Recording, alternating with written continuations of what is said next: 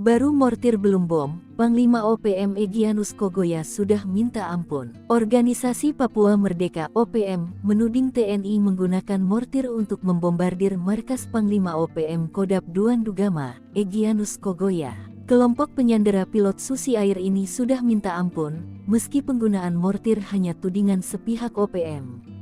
Jika serangan dilakukan dari udara dengan menggunakan bom mematikan, semua sarang OPM dipastikan rata dengan tanah. Panglima OPM Kodap III Ndugama Egyanus Kogoya melalui telepon selulernya mempertanyakan penggunaan bom oleh TNI Polri yang menghancurkan alam dan merusak rumah warga sipil.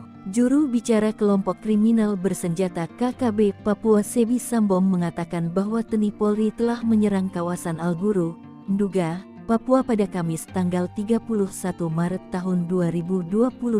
Sebi mengatakan bahwa TNI Polri menggunakan bom mortir sehingga membakar rumah milik warga sipil. Namun ia mengakui bahwa dirinya dan anggotanya tidak mengetahui dengan pasti jenis dan senjata apa yang digunakan TNI Polri dalam penyerangan tersebut. Markas KKB di Alguru diklaim menjadi telaga lumpur akibat serangan itu. Panglima OPM Egyanus Kogoya melalui telepon selulernya mempertanyakan penggunaan bom oleh TNI Polri yang menghancurkan alam dan merusak rumah warga sipil.